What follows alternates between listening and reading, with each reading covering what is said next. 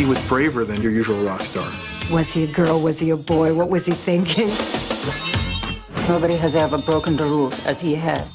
David Bowie's unique talent made him an icon in the world of popular music. His fearless approach to everything from art and fashion to acting and sexual role-playing made him a rock and roll revolutionary. He battled social prejudice, personal tragedy, and even drug addiction. I thought, who are you? What have you become? But his key to survival was almost constant change. He could reinvent himself every couple of years, but if he didn't make great records, people wouldn't be interested. David's role has been monumental in expanding the concept of what a pop star or a rock star or an entertainer can be.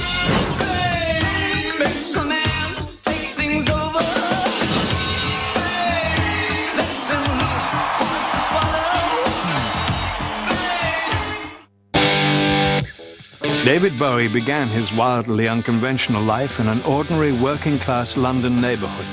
For the conservative post-war residents of Brixton, playing by the rules was the key to success. But by rejecting conformity, David Bowie would ironically become Brixton's most famous native son. Now Ziggy played guitar.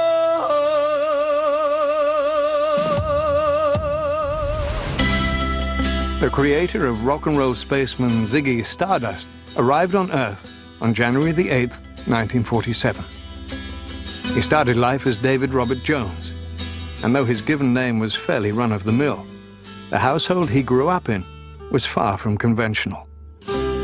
His parents, Hayward Jones and Peggy Burns, were unmarried. David was the couple's first child together, and each of them already had other children from previous relationships. In fact, it wasn't until David was 8 months old that Hayward and Peggy were wed. David's mother was an assertive, no-nonsense woman who worked part-time as a movie theater usherette.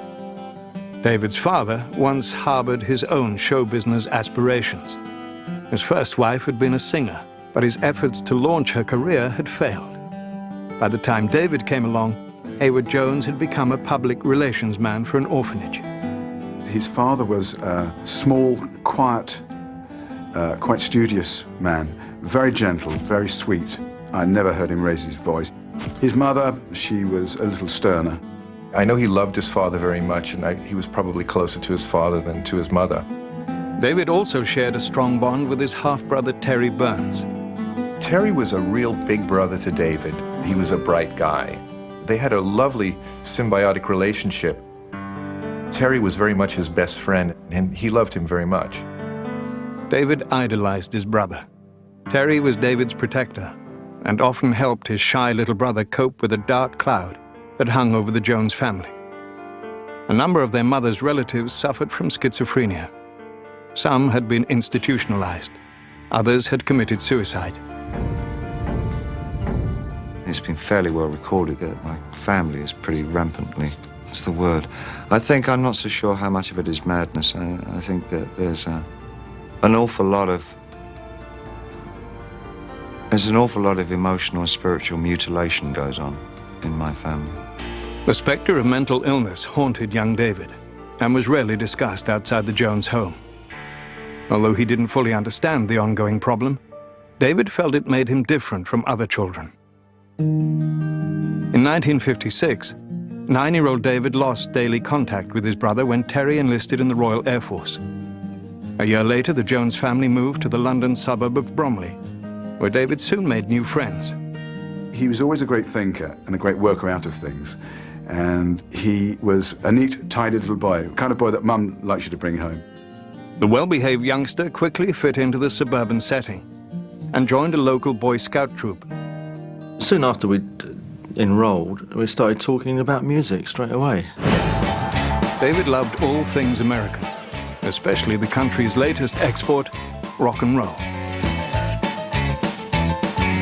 We were listening to the stuff that was out and that shocked our parents. Elvis Presley, Fats Domino, and Little Richard. Ready, set, go, man, go! Little Richard was different from every other performer on the music scene. Ready, ready, set, I'm ready!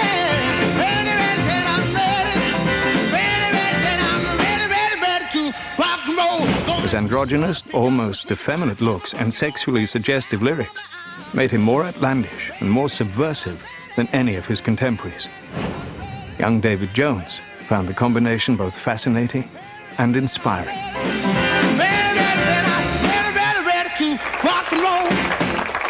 I wanted to be a white Little Richard at 8, or at least his sax player. David had already sort of prepared himself for fame, you know, even when I met him at 9, you know, he was kind of already going that direction. In 1958, David began attending Bromley Technical School, where art was his favourite subject. Soon after, his brother Terry returned from military service. He shared with 11-year-old David his newfound love for the Beat Poets and Jack Kerouac's iconic tale of nonconformity, On the Road. He also gave David a taste of what life was like outside of middle-class Bromley. Terry was the one who took him to London for the first time and played a role in introducing him to different forms of music. Terry showed David London's bohemian Soho district, where they listened to jazz and rhythm and blues acts in nightclubs. Before long, David was making music of his own by taking up the guitar and the saxophone. I wanted to be a musician because it seemed rebellious, it seemed subversive. David also began experimenting with his look. His appearance was always a little bit out of the way from the point of view of normal school dress. His hair was always light and cut short. David was into fads. I mean, they might only last a few days or even hours. Although David prided himself on being a maverick, he was just like many boys when it came to the opposite sex.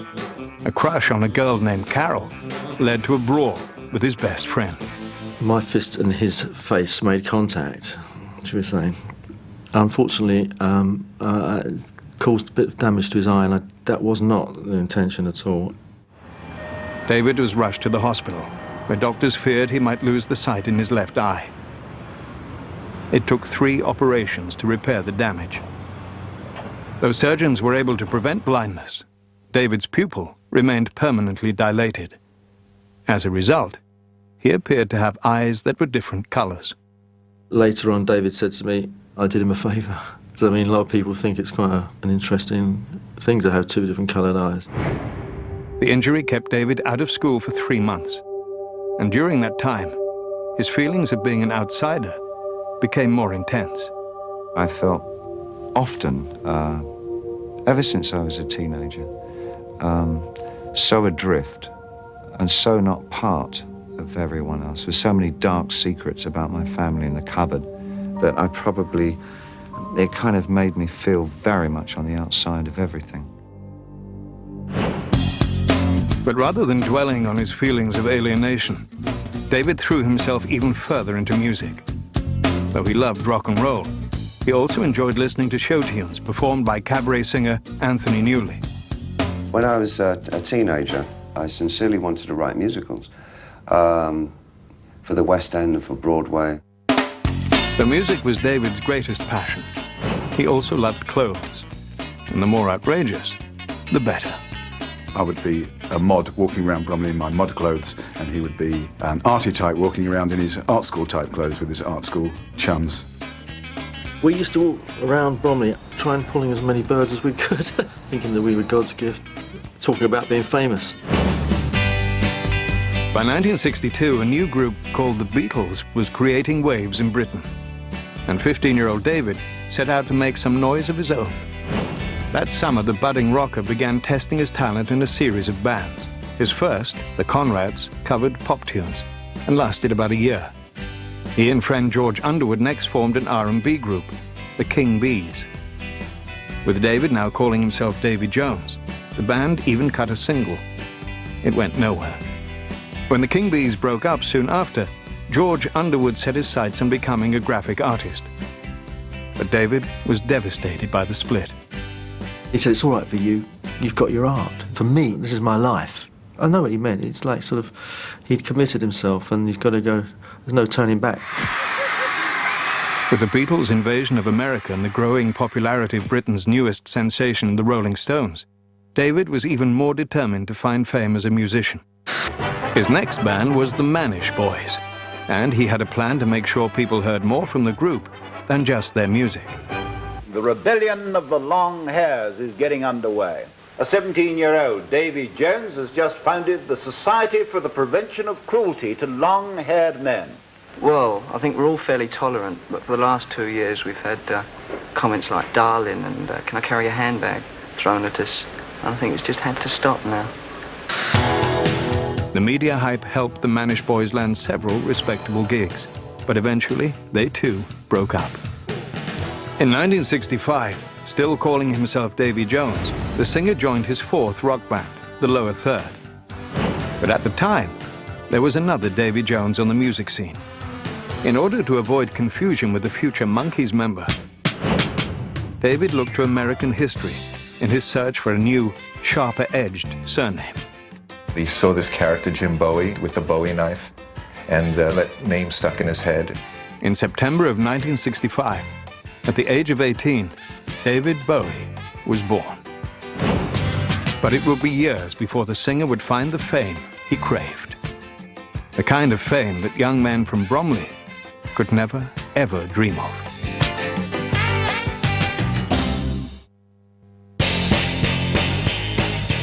By 1966, the London scene was in full swing.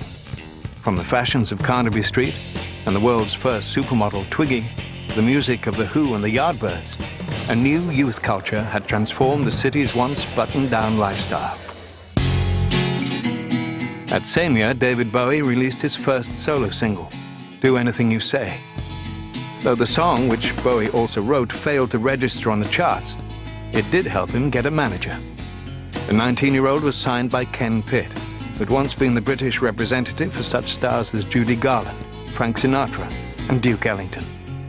Ken was a lot older than us, and he must have been at least 20 years older, and a showbiz kind of icon in the sense of theater.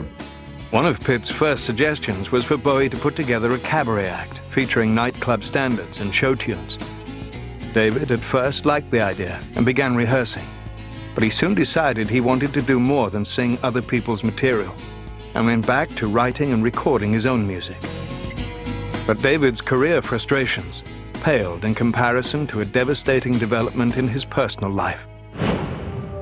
His 29-year-old half-brother Terry began exhibiting signs of schizophrenia. David told me he was prone to fits of violence, outbursts of violence, but his emotions were being controlled by drugs at the time. Terry's mental state worsened.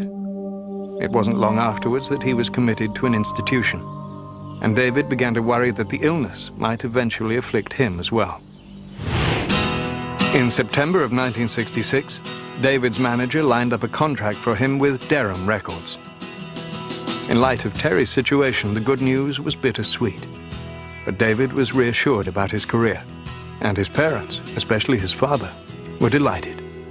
David's father was very supportive. He did encourage him a lot with his music. Unfortunately, David's debut album entitled David Bowie sold poorly. The singer was discouraged, but his manager had more plans for him. Ken Pitt convinced his client to pursue acting in addition to music. And in 1967, David was cast as a drawing that comes to life in the short film The Image.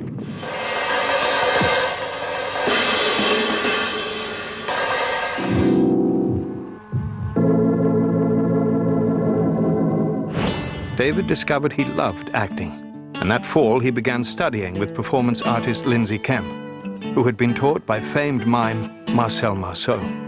Lindsay probably was the biggest single influence on David. Lindsay taught him so much about the stage, about projection, about makeup, about clothing. While working with Kemp, Bowie met Hermione Farthingale, a refined young woman from a middle-class family. David instantly fell for the doe-eyed dancer, and it wasn't long before the two were living together. In the summer of 1968, David teamed up with Hermione and friend John Hutchinson to form a group called Feathers. The trio used a mixture of music, dance, and poetry in their performances at venues around London. The following year, Ken Pitt financed a short promotional film to showcase Bowie's singing and acting talents.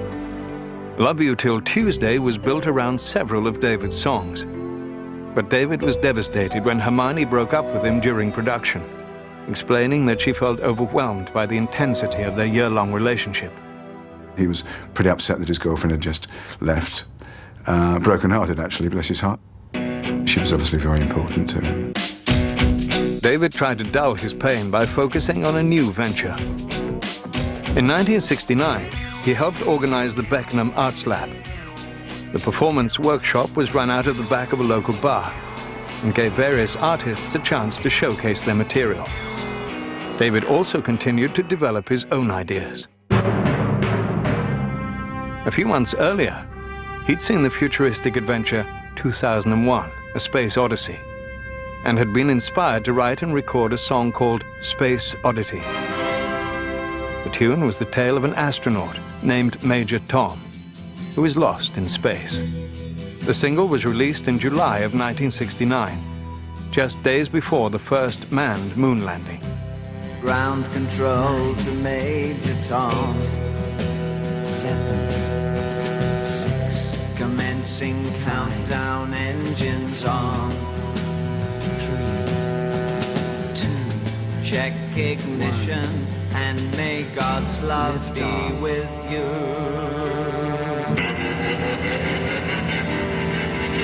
Space Oddity was heard repeatedly in Britain during the week Neil Armstrong walked on the moon, and David was ecstatic. This is ground control to Major Tom. But the song quickly slid down the charts. In the US, the record received almost no airplay. The fleeting taste of success both tantalized and frustrated David. Luckily, a new woman in his life helped distract him from his disappointment. Angie Barnett was an eager, aspiring singer who set out to play a role in shaping her new boyfriend's career. She was a very foot-forward American girl who was larger than life in her approach. As members of the counterculture movement of the late 1960s, David and Angie rejected the traditional rules of romance. Though they were a committed couple, they were free to date others if they wanted. Soon after meeting, David and Angie traveled to Malta for an international music competition. David's song, When I Live My Dream, from his debut album, had been entered in the contest and was singled out as Best Produced Record. It was the first award he'd ever won. And he took it home to his dad so he could sort of legitimize, look, Dad, I won this award. I'm not just a sole long-haired wanker. But within days of David's receiving his first professional recognition as an artist, his father, Hayward Jones, died of pneumonia following a sudden illness. David took it like a man. He went and arranged all the funeral arrangements, and he took the responsibility from his mother, and it's quite amazing the way he handled it. If he had any emotional response, he was careful not to show it. In September 1969, as David was coping with the loss of his father, Space Oddity renewed momentum and climbed the British charts, reaching number 5. Planet Earth is blue, and there's nothing I can do. Almost immediately, David tried to build on the success of the song by releasing a second album. As before, sales were disappointing. Like Major Tom, David Bowie's rock and roll dreams seemed to be drifting away. But by taking a controversial approach to performing, the singer's career would soon be launched into a whole new orbit.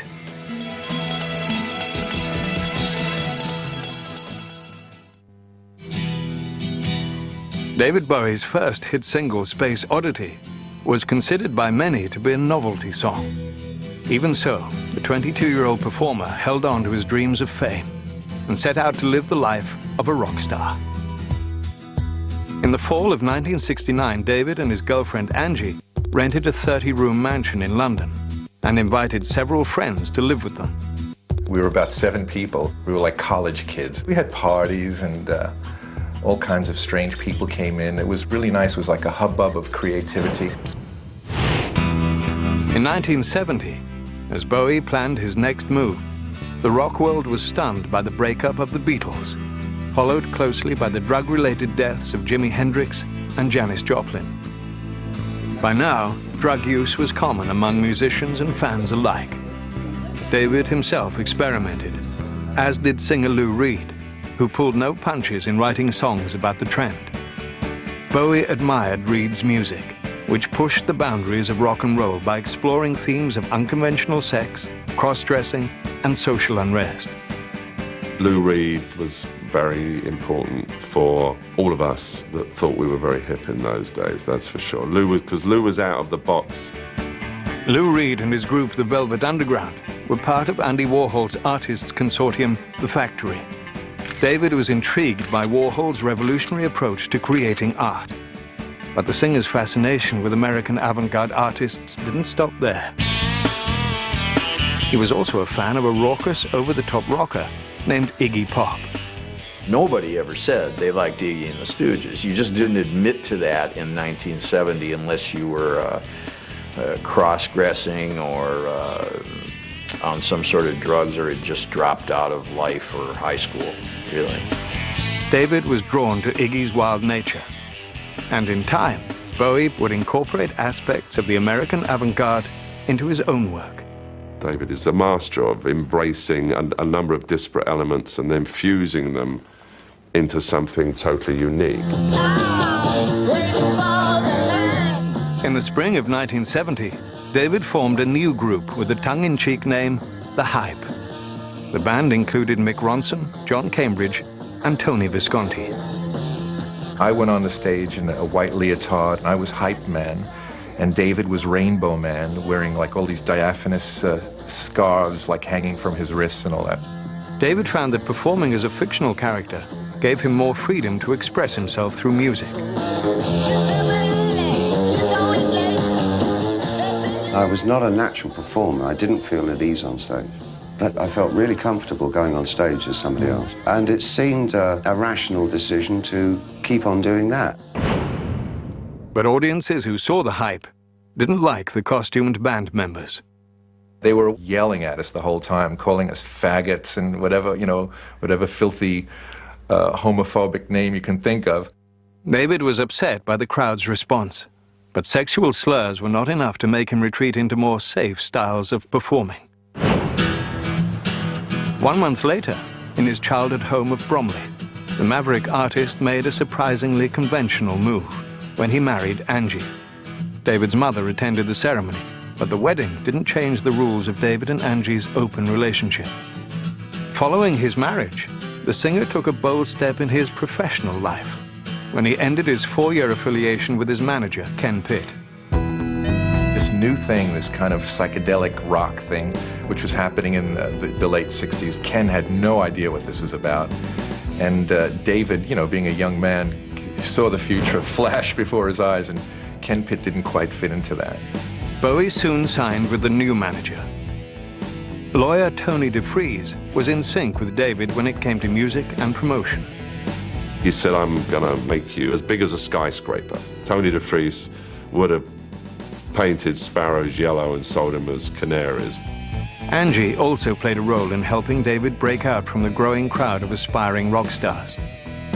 She suggested that her husband assume a more androgynous look, and soon David was wearing feminine clothing, even dresses.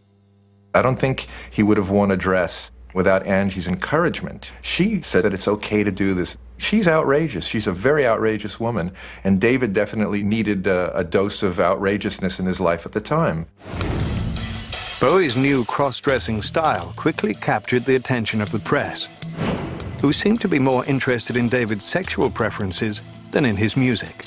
You'd see it in the tabloids at the time. That was, Wowie, Bowie, and people were always yelling at him, are you a boy or a girl? David appeared on the cover of his next album, The Man Who Sold the World, with long locks and wearing an elegant gown. One reporter commented that the singer looked more like Lauren Bacall than a rock and roll star.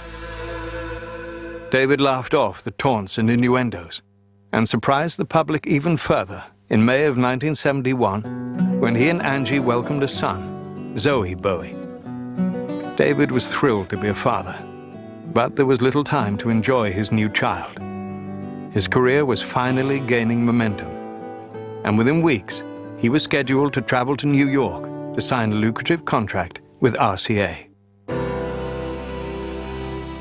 David's first album with his new label was Hunky Dory, which included the hit single Changes.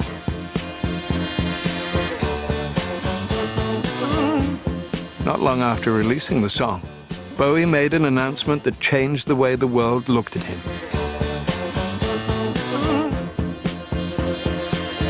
In an interview in the trade paper Melody Maker, the flamboyant new star declared that he was gay. That was incredibly brave, very brave. There was some kind of British horror, shock horror outrage in the press, as there always is. But I remember thinking, oh yeah, good for you.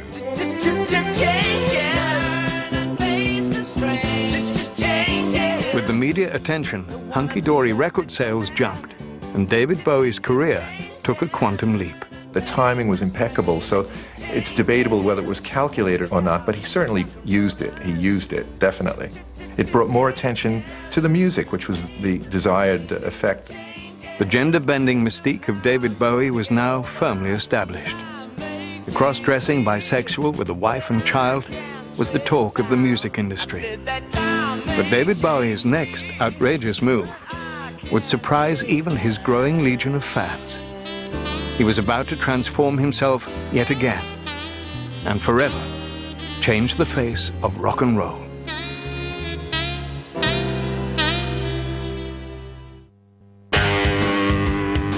In 1972, Jesus Christ Superstar was rocking audiences on Broadway. Pioneer 10 was launched into space, carrying messages for potential extraterrestrial life forms. And a burglary in Washington, D.C. started a scandal that would force President Richard Nixon out of office. That same year, 25-year-old David Bowie took all the elements he'd learned about the performing arts and fused them together to create a daring, new stage persona, Ziggy Stardust. Now Ziggy played guitar, jamming good with weird and spiders from Mars. When he played it left hand, but he made it too far, became the special man. Then we were Ziggy's band. One of the inspirations for David's character was a 1950s American rock singer named Vince Taylor. He was out of his gourd, totally flipped. I mean, the guy was not playing with a full deck. Taylor was convinced that there was a connection between himself, UFOs, and Jesus Christ. During one performance, Taylor announced that he, in fact, was Jesus Christ. And it was the end of Vince, his career, and everything else. And it was that and his story which really became one of the essential ingredients of Ziggy.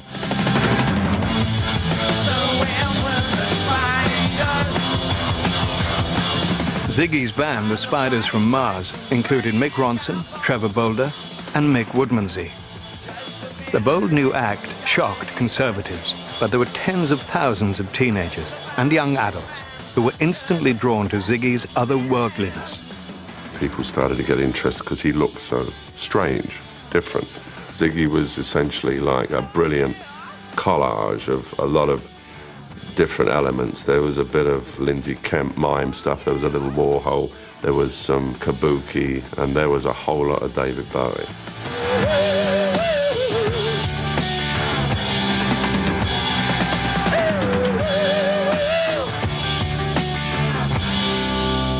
Now Ziggy played guitar.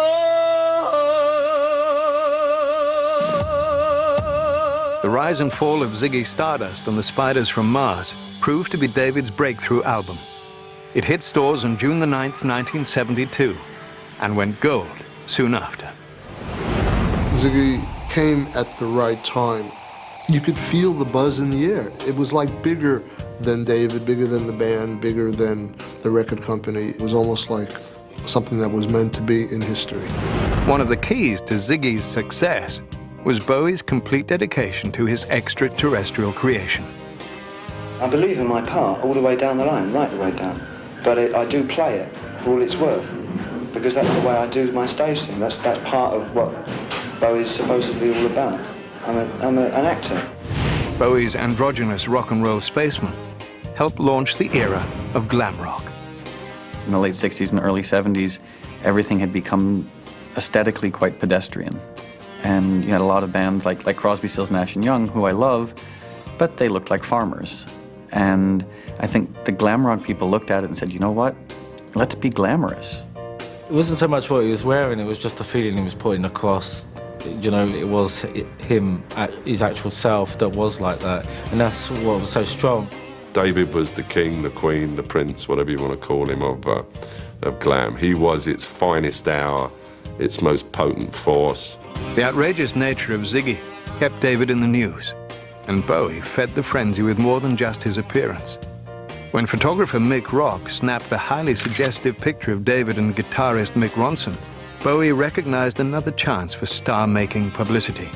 David said, let's buy a full page in Melody Maker. It was an important shot for David. It was like Pete Townsend smashing the guitar or Jimi Hendrix setting it on fire.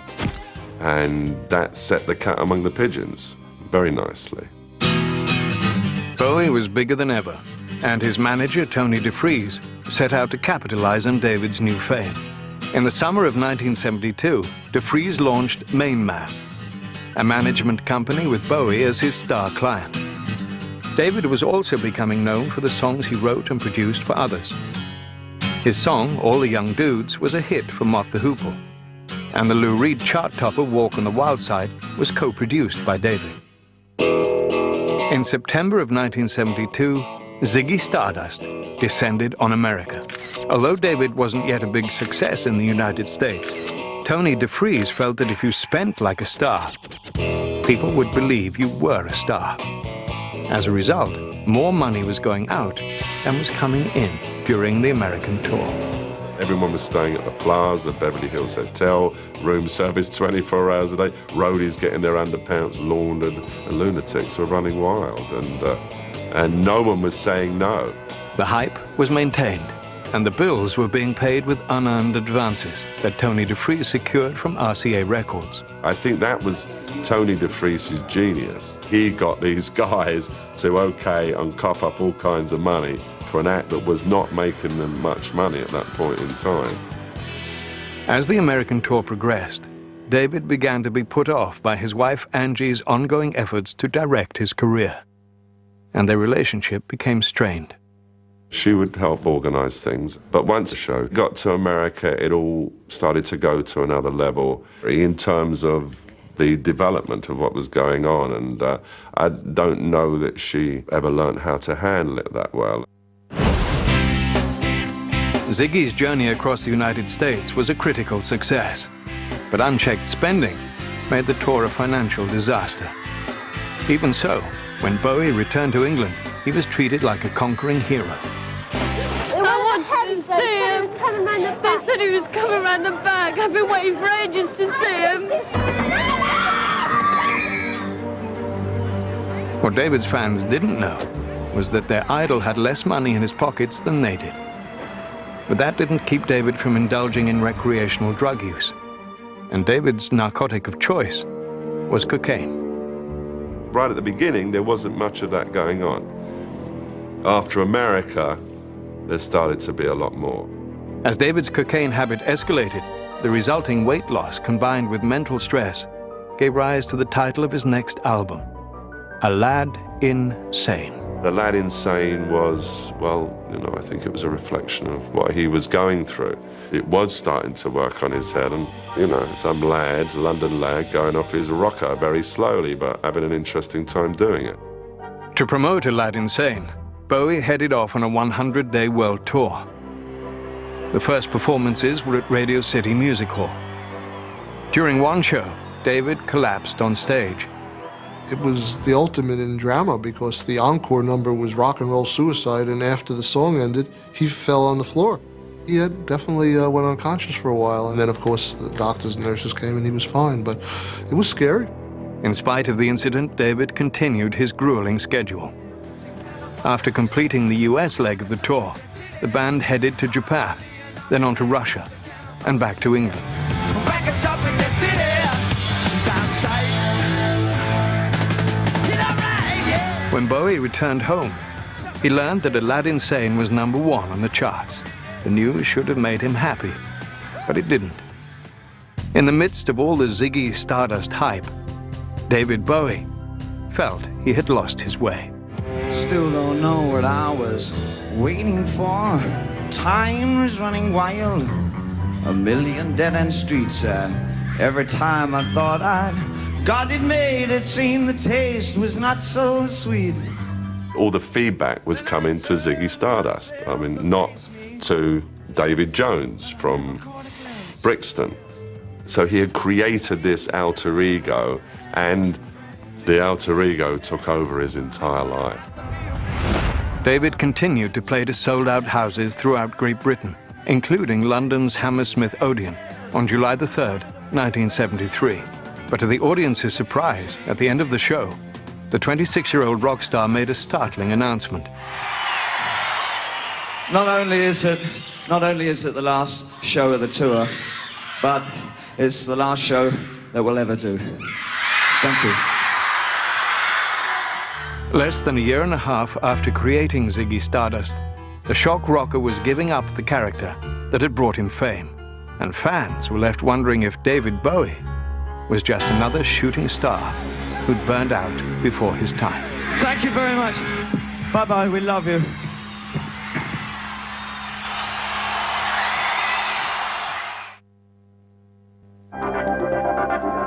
Ziggy Stardust did indeed rise and fall, just as predicted in the title of 26-year-old David Bowie's hit album. It had become a burden to him, and the only way to deal with it was to shake it off completely. Ziggy Stardust was gone, but certainly not forgotten. The character continued to influence new musicians, and was even an inspiration for a West End glam rock musical. The Rocky Horror Show opened in June of 1973, and was later made into a cult classic feature film. So, come up to the lab and see what's on the slab. In July 1973, Bowie had 5 albums in the top 40, 3 of them in the top 15, which was unprecedented for a solo artist. The singer's self-imposed retirement didn't last long.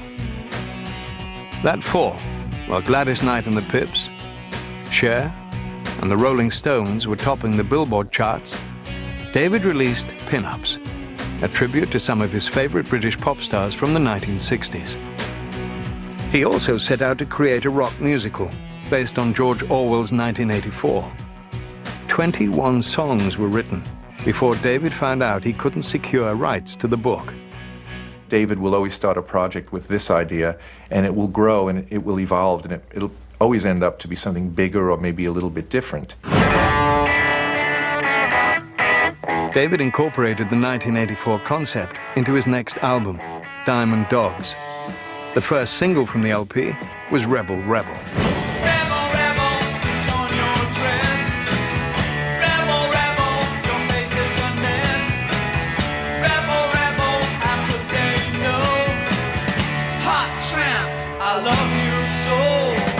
Bowie continued to act the rebel in his personal life. Although he was still married to Angie, David started a serious relationship with singer Ava Cherry, whom he'd met while touring.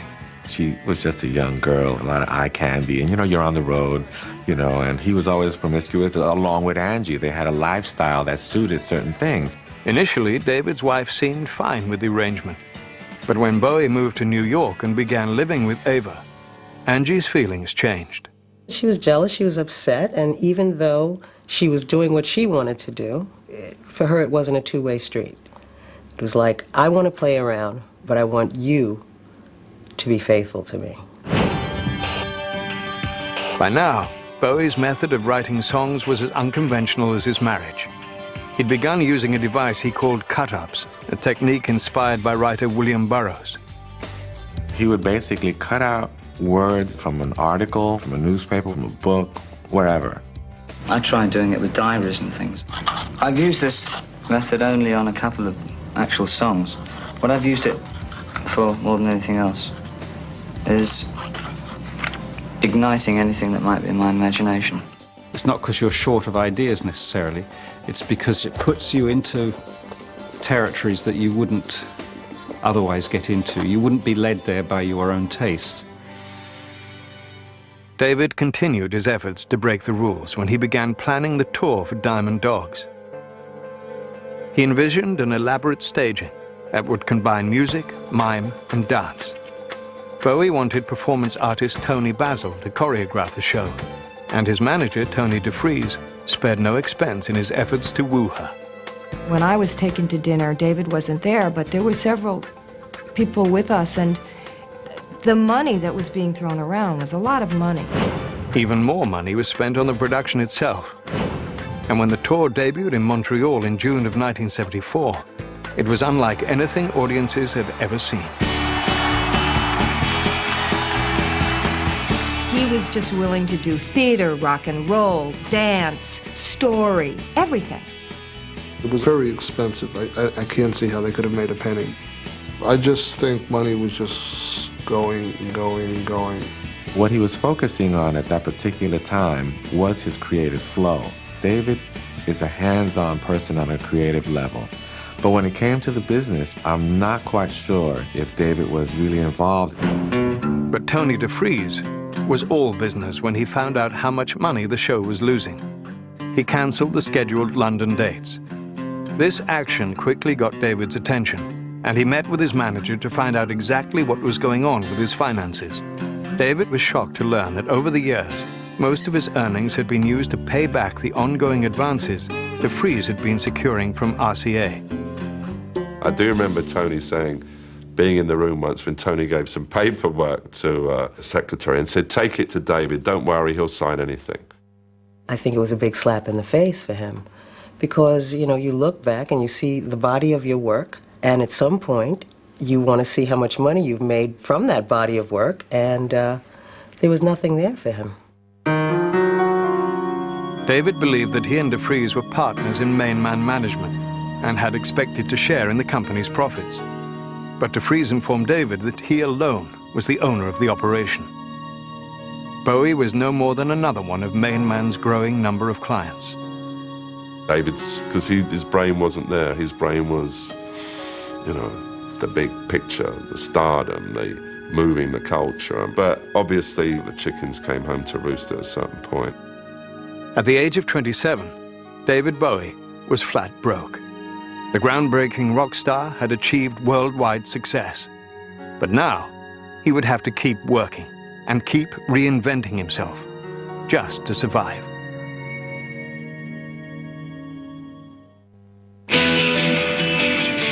In 1974, David Bowie found himself in serious financial trouble. The rock star realized that developing an interest in the business side of his art was critical to his survival on the music scene. He quickly scaled back production on his extravagant Diamond Dogs tour. But although David was now cautious about how money was being spent on the concerts, his limited personal funds were still being depleted by his ever-growing cocaine habit. His diet often at the time was, cocaine and milk, so it was sort of pure white experience. There's a fly floating around in my milk, and there's a foreign body in it, you see, and he's getting a lot of milk. It's kind of how I feel.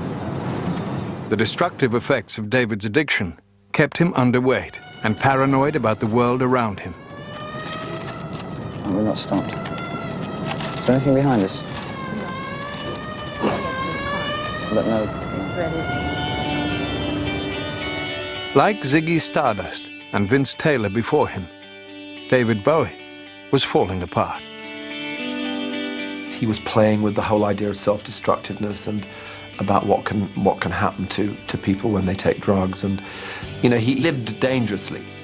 But even under the influence, David was still exploring the boundless range of his creativity. He started work on his next album, Young Americans, by revisiting a childhood passion, rhythm and blues. The man studied American R&B, make no doubt about it. Soul music and R&B music definitely had a big influence for him growing up in England. So this was just a natural process to become involved with, you know, musicians of color. Bowie's backup singers included Robin Clark, his girlfriend Ava Cherry, and Luther Vandross. That's cool. That's cool. The next one. Got to do it this way to get it. David called his new music Plastic Soul. Plastic Soul just purely comes out of his sense of humor. That poking fun at, hey, look at me, I can do it too. And I'm not black, I'm not a soul brother. But he managed to capture what it was he needed to capture. She wants a young American. David recorded most of the songs for Young Americans in a little over a week. The speed at which he worked was due in no small part to his cocaine use. It was the 70s. People were using cocaine thinking that it wasn't a bad drug. Right, okay, and last section. Honestly, that was the word on the street. So we were all sucked into that. I was worried for his health. He was very, very thin. His face was as white as a sheet of paper. And he was scary looking. But damn it, he'd go in front of the microphone and he sang beautifully. He wants a young American. After completing the initial recording sessions for Young Americans, David collaborated with guitarist Carlos Alomar and friend John Lennon on a single for the album.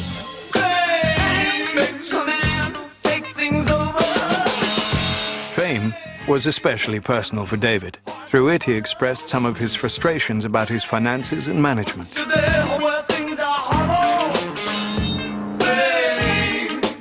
It was actually written about his relationship with Tony DeFries. It is the smoke screen that was created by DeFries.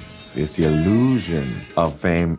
Sort of like you think one thing is happening, but you turn around and your pockets are empty. You think you're a star, but then you find out that you can't pay your rent.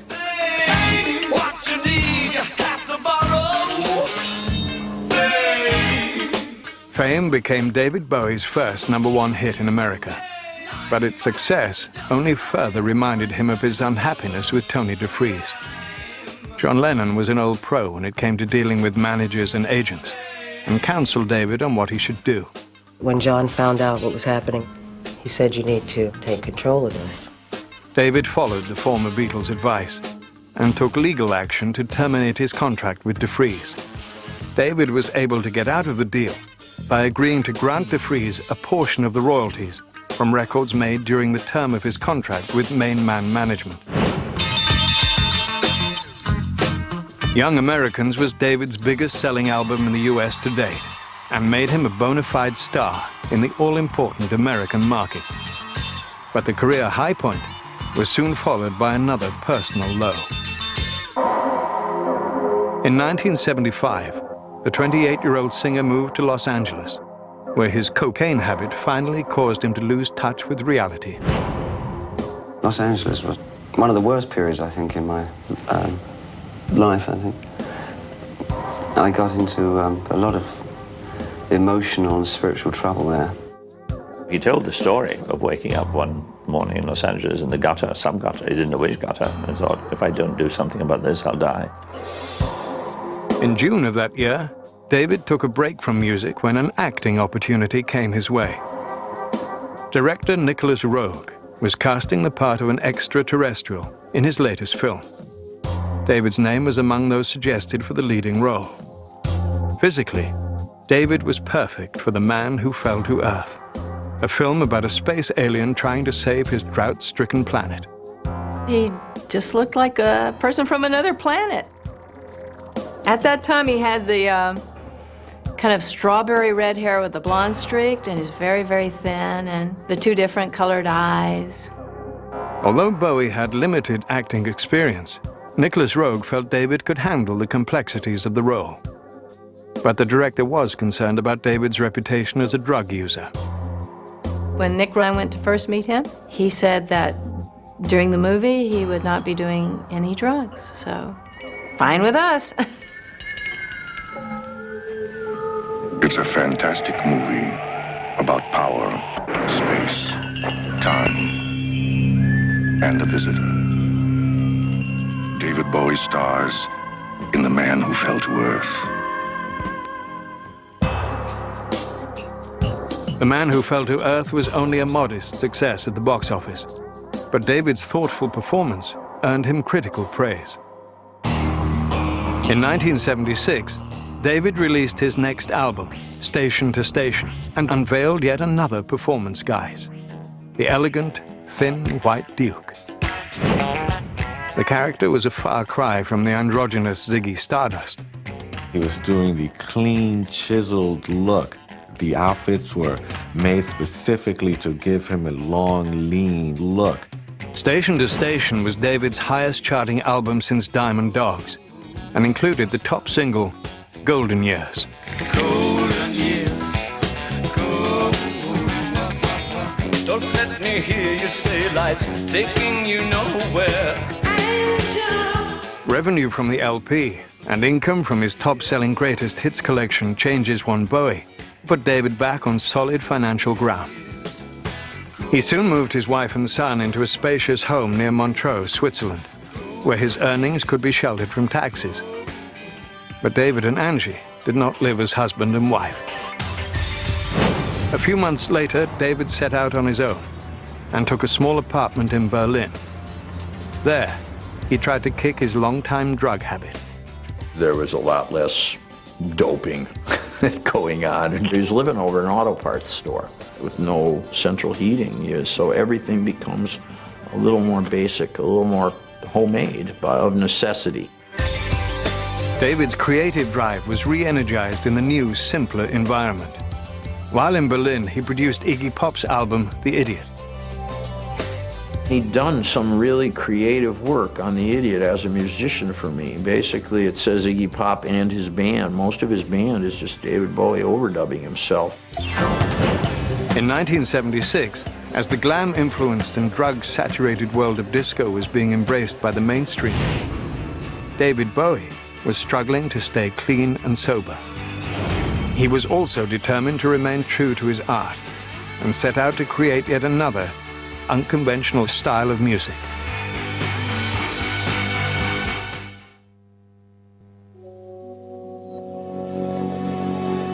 While living in Berlin, David Bowie continued to experiment in his search for a completely original sound. The result was an album called Low.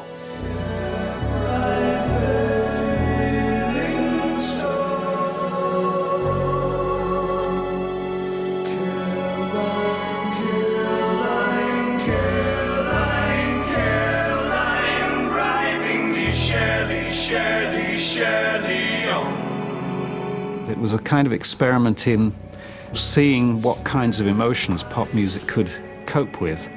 You know, could it deal with despair and hysteria and idiot glee as well as the things that pop had dealt with up until then. But the avant-garde Low stumped record industry executives and David's fans alike. Even if you didn't like it, it was kind of important that it was a step that was going to make a difference, you know.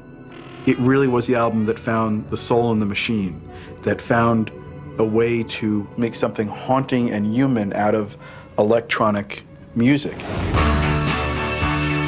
Low sold poorly, but rather than scrapping his experimental new style, David made 2 more LPs which were also intended to break the pop music mold, Lodger and Heroes. The title track from Heroes became a hit for David. Though nothing will keep us together. We can beat them forever and ever. Oh, we can be heroes just for one day. In addition to exploring new modes of music, David made time to indulge his lifelong love of painting. David would just sit in his flat and smoke and paint and write a song. I think he wanted to make sure he was continually doing something productive and creative. He was always thinking that way. In December 1977, the now 30-year-old rock star surprised his fans when he appeared with Bing Crosby on a family Christmas special for CBS. I'm Bing. Oh, I'm pleased to meet you. You're the one that sings, right? Well, right or wrong, I sing either way. Oh, well, I sing too. Oh, good. In fact, I've got a 6-year-old son, and he really gets excited around the Christmas holiday thing. We just thought, I can't believe it, you know. David Bowie with Bing Crosby. What a marriage. Come, they told me, ba-rum-pa-pum-pum, a newborn king to see, ba-rum-pa-pum-pum. Bing was made more contemporary by it, and at that point, David wanted to diminish his role in the whole kind of underground, renegade, you know, lifestyle. Our finest gifts we bring, ba-rum-pa-pum-pum, rum-pa-pum-pum, rum-pa-pum-pum. The Bing Crosby special overflowed with traditional family cheer. But, ironically, Bowie's own home life was miserable. His marriage to Angie had deteriorated to the breaking point. A lot of things happened that were pretty unsavory as far as arguments and disagreements and, you know, just turmoil in their relationship. And David didn't want to expose his son to that. David took Zoe to Berlin for Christmas, while Angie celebrated the holiday in the US with friends. When Angie returned to Switzerland on January the 2nd, she was dismayed to discover that her husband and son were still away. Angry and depressed, she attempted suicide. Bowie was alarmed and became concerned about his wife's mental health and her ability to care for their child. At a point in a marriage, you have to take a stand. You're either going to go with it or you're going to say, this has got to stop. There was a time when everything had to stop for the sake of Zoe. The open marriage was now closed. You know, he said, I've moved on. David's marriage to Angie was formally dissolved in 1980. In the settlement, David won sole custody of Zoe, who now preferred to be called Joe. He said, I'm going to bring up my son.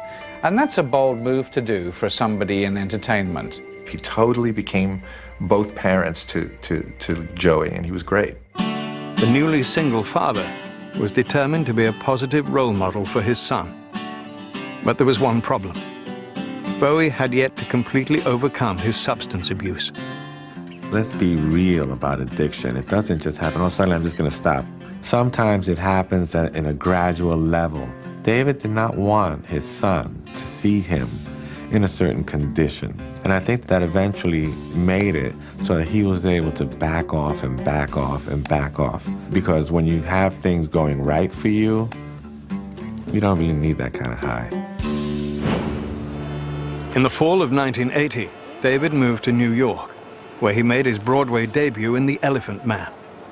The versatile performer starred as John Merrick, a man afflicted with a grotesque, disfiguring disease. The Elephant Man, that appealed to me because of I have a sort of eclectic thing about freaks and isolationists and alienated people. I kind of gather information on people like that. Without the use of heavy makeup, David portrayed the deformed outcast by manipulating his voice and twisting his body into a misshapen stance every night. His earlier training as a mime helped him achieve the desired effect. You are a famous actress. I am not unknown. You must display yourself for a living, then, like I did. That is not myself, Mr. Merrick. That is an illusion. Oh, this. This is myself. This is myself, too. Audiences were captivated, and Broadway's toughest critics gave Bowie high marks for his work. During the run of The Elephant Man, Bowie released his 17th album. Scary Monsters and Super Creeps included the single Ashes to Ashes, with lyrics alluding to an earlier chapter of David's life.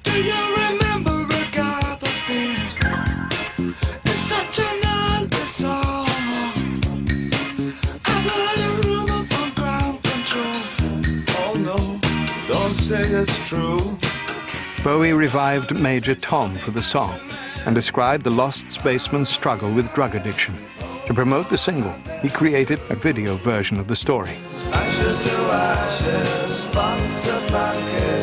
We know Major Tom's a junkie, strung out in heaven's high, hitting an on-time road. Ashes to Ashes is an incredible song because he was playing off his own myth. I think it's deeply personal, but it's also incredibly public because it's a way of exorcising that ghost. Visual interpretations of songs were nothing new, but the complex imagery of the Ashes to Ashes music film helped put Bowie at the vanguard of the rock video revolution. I think David Bowie's influence on early music videos was probably the greatest influence of all. He wasn't frightened to do something that was surreal. He wasn't frightened to go back to French silent surrealist movies. He wasn't frightened to do anything. On December the 8th, 1980, David was shattered to learn the news that John Lennon had been shot and killed by a deranged fan outside his New York City apartment building. He loved John. They were great friends. And David was broken. It was like he lost his brother. The death of John devastated him. The circumstances of Lennon's death sent shockwaves through the entertainment community. 3 weeks later, when his run in The Elephant Man ended, David left New York and returned to Switzerland, where he mourned the loss of his friend and former collaborator. In 1982, David threw himself back into acting when he starred as a rapidly aging vampire in The Hunger, opposite Susan Sarandon and Catherine Deneuve. But before the film was released, David received the disturbing news that his beloved brother Terry, who was still institutionalized, had jumped from a window in an attempted suicide. Terry survived the fall, and David rushed to see him. Characteristically, David said little to friends about his brother's situation.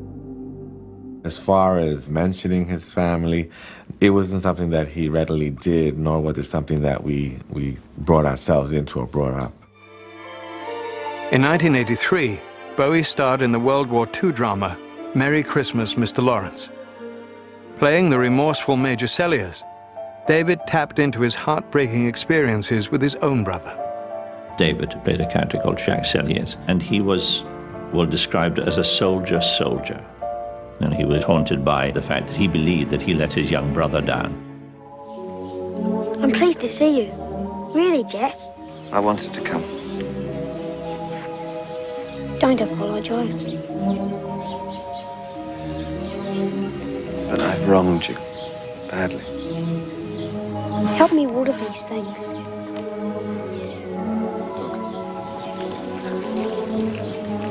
Look, I need to talk with you. Hey, remember this one? Flowers once, every 5 years. That's all. I'll be back before it flowers again. Although Merry Christmas, Mr. Lawrence received mixed reviews, David's performance was singled out as one of the highlights of the film. After successfully carving out a name for himself as an actor, David felt ready to again focus on his music. But this time, he would push his own boundaries and shock both critics and fans alike. David Bowie was about to embrace the mainstream.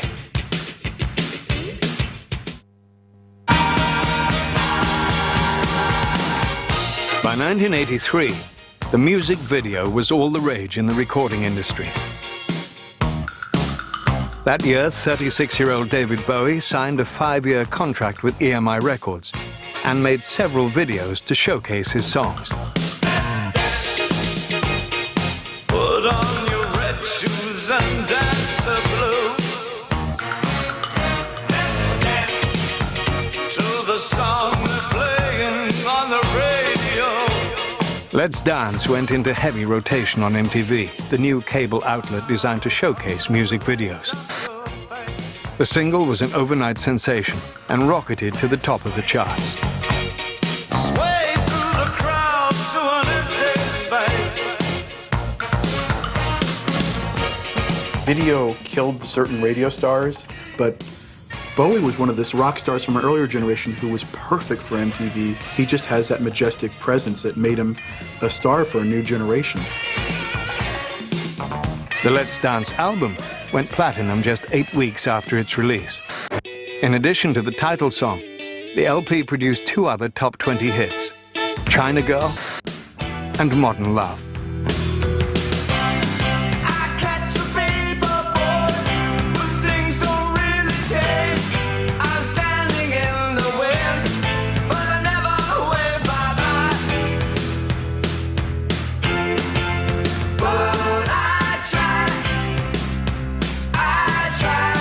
What was cool about those days is that you could put on a record by David Bowie and it was accepted as a dance record. It was accepted as a song that could make people move.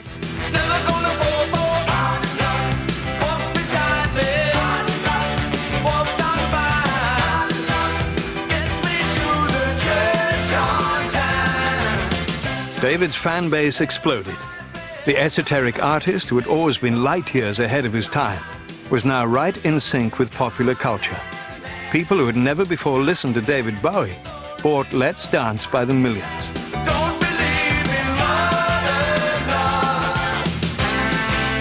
The Let's Dance period was very, very accessible.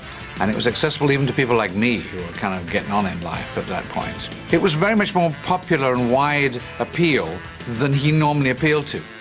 David's latest musical experiment made him a household name. The tour to promote his new album was seen by more than 2.5 million fans. One of his concerts was at Hammersmith Odeon, where Bowie had put Ziggy Stardust to rest 10 years earlier. The rock singer David Bowie is performing tonight entirely for the benefit of Brixton. The charity show benefited the multiracial Brixton Neighborhood Community Association, which served the area where he had been born. The conditions there were never that great, I mean, but it's definitely got a lot worse over the years. And it just looks as though it's been left there and forgotten, and that's really sad. The working-class boy from Brixton now had the fame and fortune he'd always dreamed of, and he seemed to be enjoying every minute of it. He had homes in 4 countries and projected a polished, high-fashion image.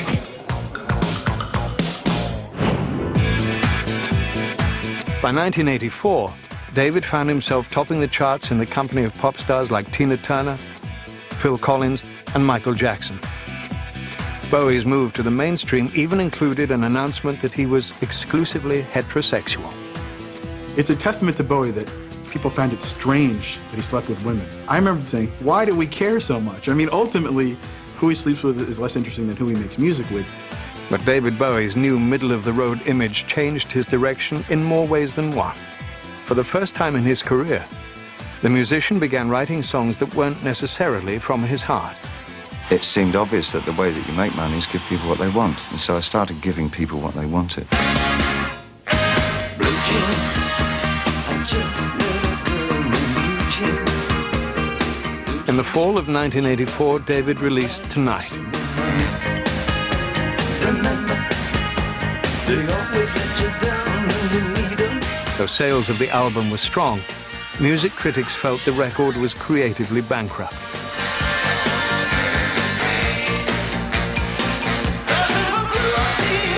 But bad reviews would soon become the least of Bowie's concerns. In January of 1985, David received the shocking news that his brother Terry had committed suicide. David was overwhelmed with grief. When he died and the whole thing happened, I think that David withdrew, and he didn't really share that with anyone, nor I don't think he wanted to. So it was a very difficult period, knowing that as friends we wanted to reach out, but we didn't want to bring up a subject that might cause him undue distress. The loss of his brother was heartbreaking for David. But later that year, he put his own problems aside in order to bring attention to the plight of people starving in Africa. He was one of dozens of rock stars who performed at the Live Aid concert at London's Wembley Stadium.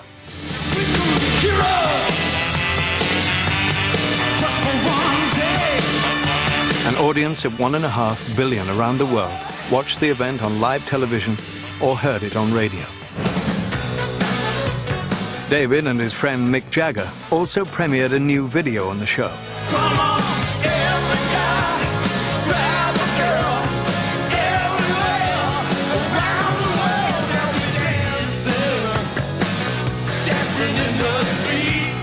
Dancing in the Street soared to #1, with all the profits going to benefit Live Aid.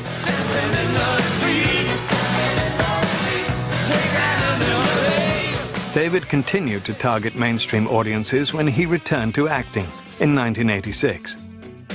He starred in the movie musical Absolute Beginners, and later he played Jareth, the Goblin King, in Jim Henson's fantasy adventure Labyrinth. Although David wrote music for each of the films and scored a hit with the title song for Absolute Beginners, both movies failed at the box office. In 1987, David released Never Let Me Down, which he promoted on the flashy Glass Spider tour.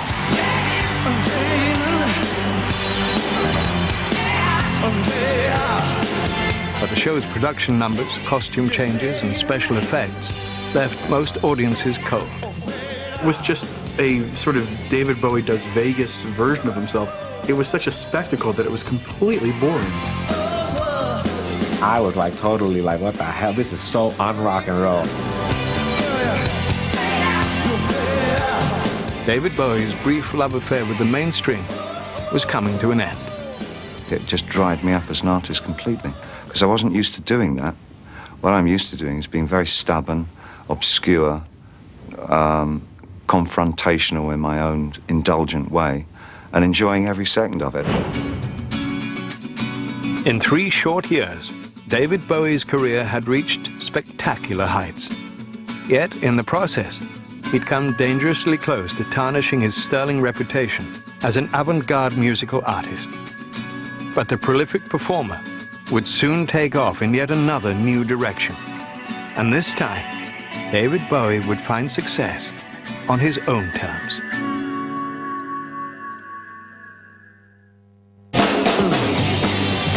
In 1988, David Bowie surprised everyone when he formed a new act called Tin Machine. Tin machine, the zombies that are ass. The guy that beats his baby up, the preachers and their ass. Tin machine. And it wasn't heavy metal. I think what it was rock and roll. It was just David Bowie once again reinventing rock and roll in a way that he could give a damn about. Baby down, clarity and prayer. There's more than money moving here, there's minds like a glare. Tin Machine drew some fans, but most people didn't know what to make of David's group. A lot of people tell you Tin Machine was a joke, it was nothing, but it really fulfilled its mission in allowing David Bowie to get re-interested in making music and in trying to communicate something with the music. That music was, I think, his response to what later would become alternative rock.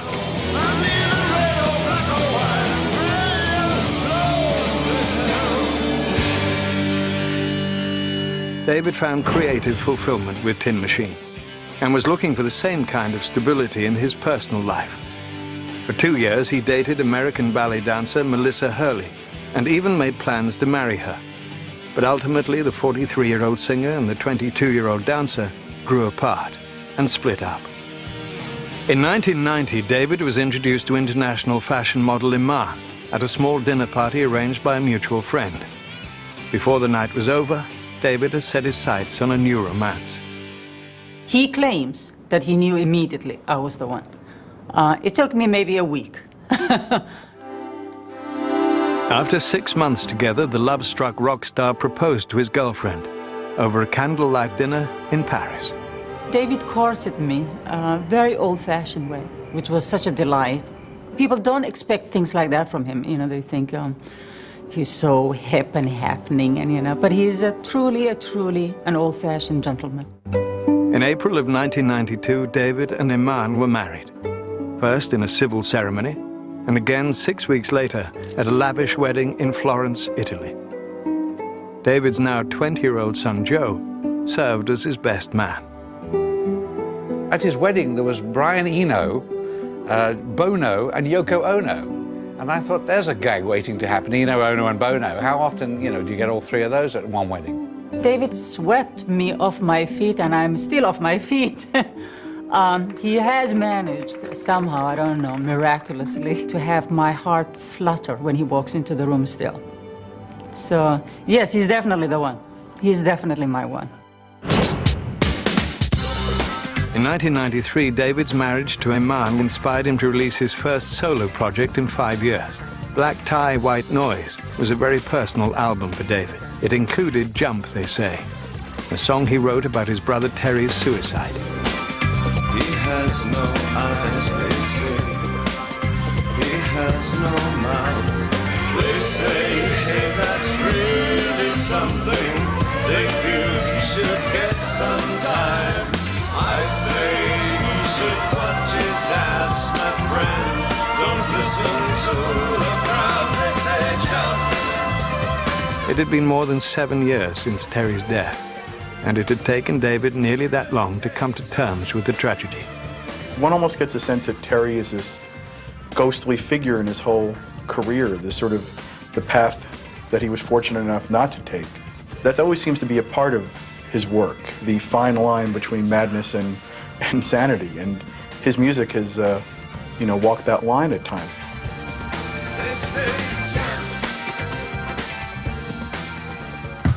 In 1994, David Bowie was making a name for himself in a new field, the world of fine arts. Painting had been a creative outlet for the musician since childhood.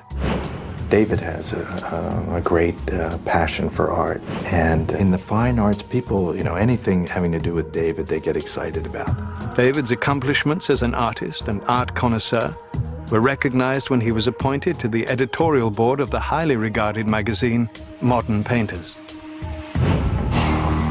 On the music front, David was invited by MTV to play on their concert series Unplugged. Unlike other rock stars who had done acoustic versions of their classic hits on the program, David wanted to perform only new material. This approach failed to fit the format of the show, and he chose not to appear. I think that artists should stand up for what they believe in.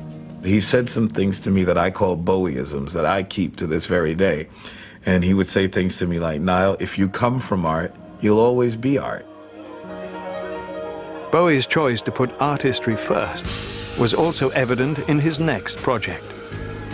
Outside was a concept album about art and murder.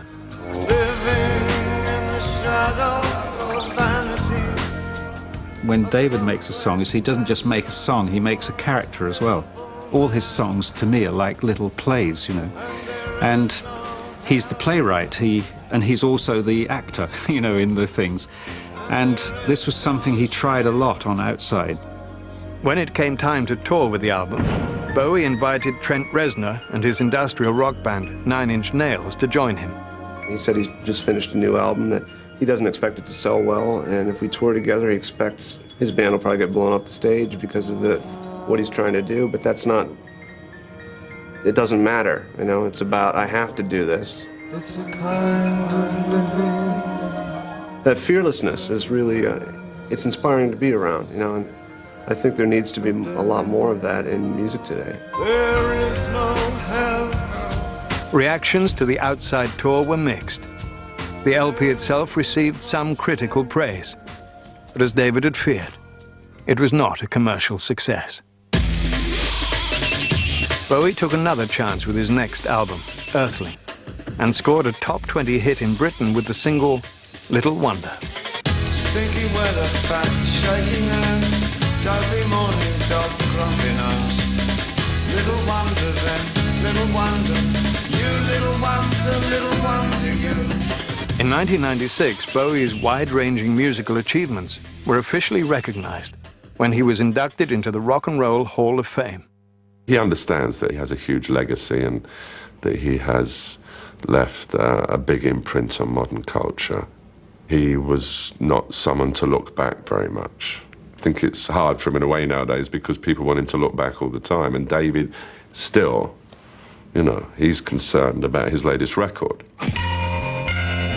After nearly 4 decades of personal struggles and hard work, David Bowie now enjoyed a level of peace and satisfaction he had never known before. But despite his groundbreaking accomplishments, the multifaceted artist had no intention of slowing down.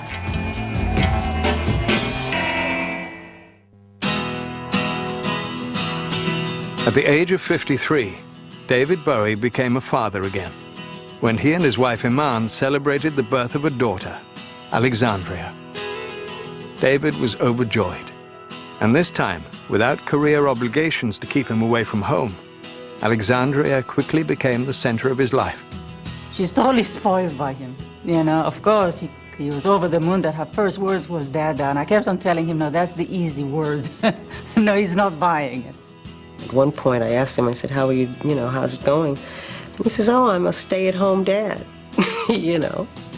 David owed the stability he now had in his personal life to years of being clean and sober. And all the while, David's relationship with his son, Joe, had remained close. My relationships with my friends, my family, everybody around me are so good and have been for so many years now. I wouldn't do anything to destroy that again. In 2002, David released Heathen under a new contract with Columbia Records. The initial single from Bowie's 35th album was Slow Burn. These are the darkest of all. Like a slow burn leading us on and on and on. In the fall, David also released The Best of Bowie, a collection of his most popular songs and performances. That same year, the 55-year-old rock visionary continued to energize the music scene when he headlined the Area 2 tour. He was joined on the road by hip-hop artist Busta Rhymes and one of Bowie's avant-garde musical heirs, Moby. The new music that he's making, it's really remarkable. It's just as good as music that he was making 10, 15, 20, 30 years ago. Wham, bam, thank you, ma'am. 1 month later, the 30th anniversary of Ziggy Stardust was celebrated with a digitally remastered version of Bowie's breakthrough album, along with a theatrical re-release of D.A. Pennebaker's concert film of Ziggy's last performance.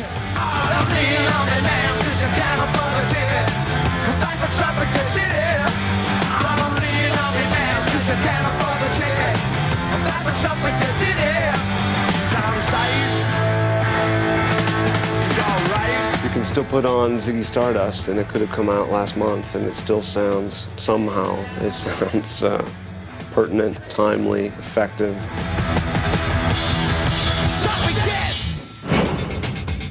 Over the years, bands such as Talking Heads, R.E.M., and U2 have cited David Bowie's body of work as a major influence on their music.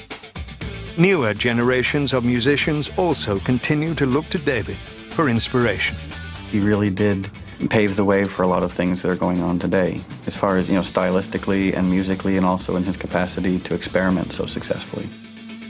His perseverance to be original all the time, he's like a chameleon. He always wants to change with the times. David Bowie's desire to keep changing is the one thing that has remained constant about his career. A lot of what I do is, in fact, very simple. It's just that my choices are very different to other people. From the beginning, David Bowie's unique vision has set him apart from his peers. It is the key to his enduring popularity as a contemporary artist who has spanned the 20th and 21st centuries. Still don't know what I was waiting for, and my time was running wild, a million dead-end streets, and every time I thought I got it made, it seemed the taste was not so sweet.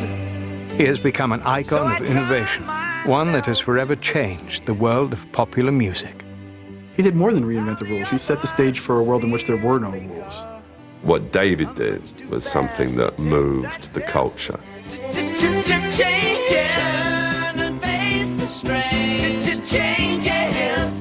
David Bowie is constantly analyzing things. Curiosity, I think, is the most single thing that propels him forward.